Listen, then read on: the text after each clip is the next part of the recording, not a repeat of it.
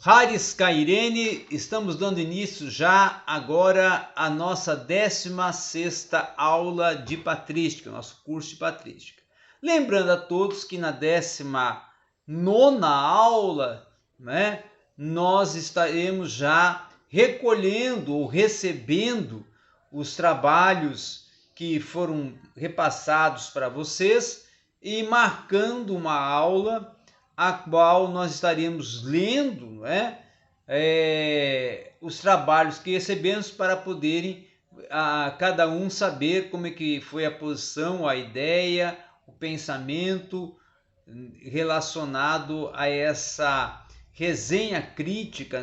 feita por cada um, ou resumo crítico feito por cada um dentro do trabalho que nós propomos. Bom,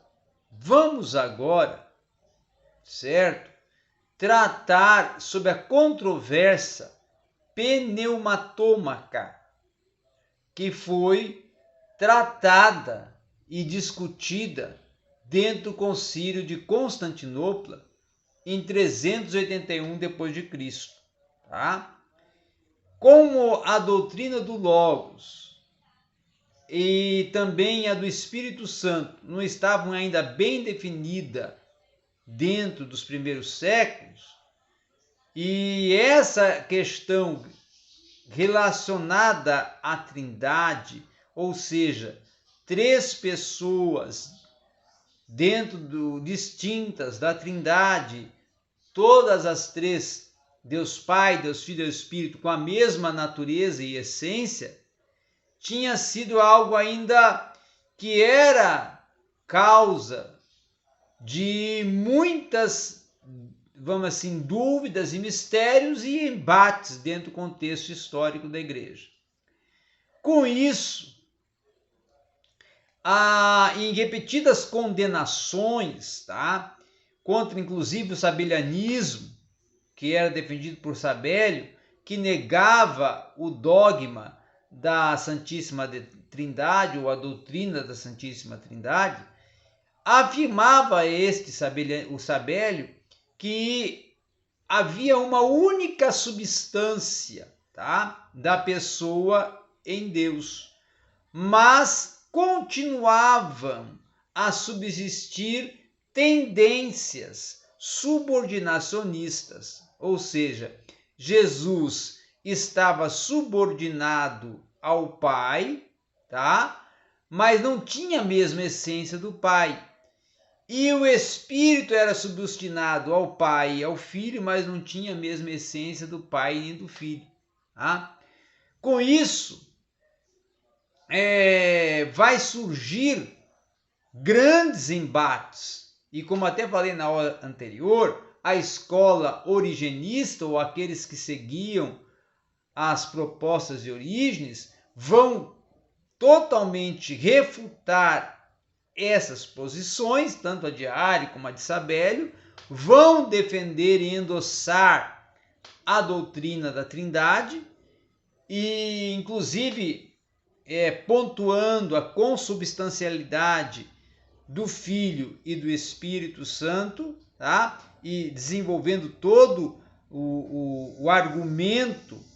em prol e em defesa da doutrina da Trindade. Porém, quanto não só aqueles que eram contrários, mas também os próprios amoneus,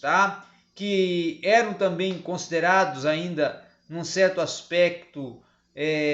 homoousianos, que, no entanto, consideravam o Filho substancialmente semelhante ao Pai, mas não aceitavam a questão da doutrina da Trindade. Havia então uma diversidade doutrinária, e principalmente com a relação da divindade do Espírito Santo, a partir do que defendia também os amoneus, O Sínodo de Alexandria, isso em 362, é importante destacar, ainda antes do de Constantinopla,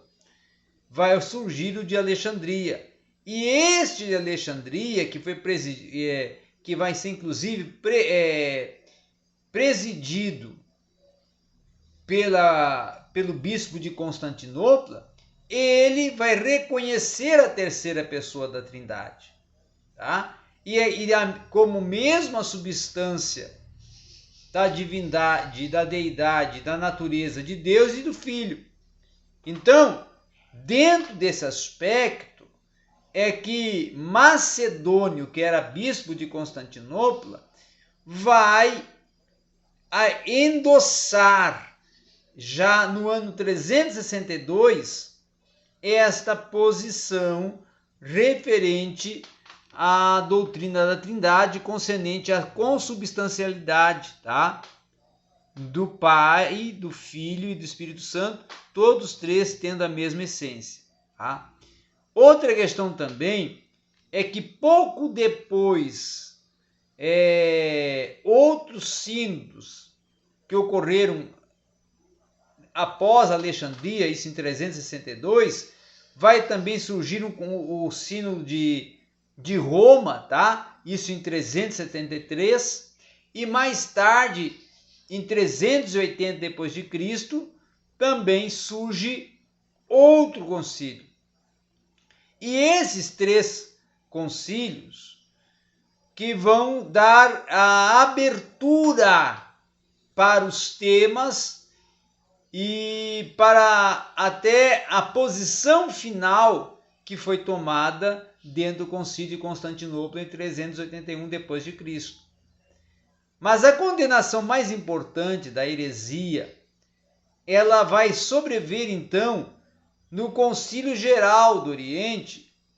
que é o Concílio de Constantinopla, que vai reunir 150 padres ortodoxos, e depois do afastamento até de 36 desses considerados macedonianos, que eram adeptos da posição de Macedônio, esses vão postular uma abordagem, tá? Totalmente a favor da Trindade, porque vão refutar as posições tomadas também pelo macedonianismo, tá? Em que havia ali, nessa posição de Macedônia, do macedonianismo, um semi-arianismo. Então, nos artigos 1º e 2º, já do Credo de Constantinopla, vai ser tomado uma defesa totalmente a favor da deidade e divindade do Espírito Santo. Quando mais tarde esse concílio foi inclusive reconhecido como um concílio ecumênico e que se deu no Oriente essa decisão de aceitabilidade como concílio ecumênico, o concílio de Constantinopla, e foi autenticado e reconhecido lá no concílio de Calcedônia, tá? Em 451 depois de Cristo, ou seja, praticamente vamos colocar aí 60, 70 anos praticamente depois do concílio de Constantinopla, é que eles vão formular uma fórmula dogmática revestindo de maior valor ecumênico e símbolo vamos assim, teor apologético em defesa da Trindade, o concílio niceno-constantinopolitano, ou seja, a unidade de decisões tomadas no concílio de Nicéia de 325 e no concílio posterior, o concílio de Constantinopla, em 381. Como a doutrina do Espírito Santo ela derivava-se do Pai e tinha, na verdade, vamos assim, até uma repudiação da teoria ariana e que faltava ainda determinar todos os aspectos da relação trinitária do Espírito Santo, então permanecia ainda aberto a questão existente entre o Espírito Santo e o Filho, o que é retificado e totalmente formulado e dado a devida distinção, tá? E organização da fórmula da Trindade, doutrinária da Trindade, no Concílio de Constantinopla, e ampliado essa posição, dando assim chegando a uma fórmula final, a um credo final e uma posição final da Igreja no Concílio de 481, tá? Que vai ser então o Concílio de Calcedônia, ou melhor dizendo, 451, o Concílio de Calcedônia. 451, o Concílio de Calcedônia. E há uma outra questão também que nós temos que considerar, que neste concílio é que vai, vamos assim, ter todo um sentido, tá? Para o credo, não só de defesa do que a Igreja cria sobre a Trindade, como também do que a Igreja cria e tinha como doutrina sobre a deidade do Filho, a deidade do Espírito, e automaticamente todo o escopo e fundamento e fórmula doutrinária absolvida pela Igreja e endossada pelos pais da Igreja sobre a doutrina da Trindade, tá? Então, a partir da nossa próxima aula, e eu estou até fazendo uma aula menor agora, na nossa 16ª aula, nós vamos trabalhar já com Apolinário de Laodiceia e os inícios da controvérsia cristológica, aonde vamos tratar de questões ainda pendentes do arianismo,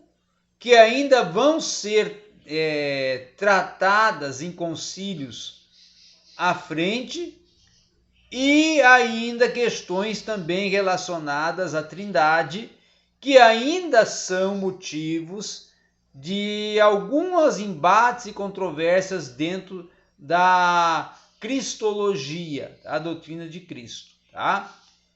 E é bom ressaltar, inclusive, que nesse momento, a partir de Apolinário de Laodiceia,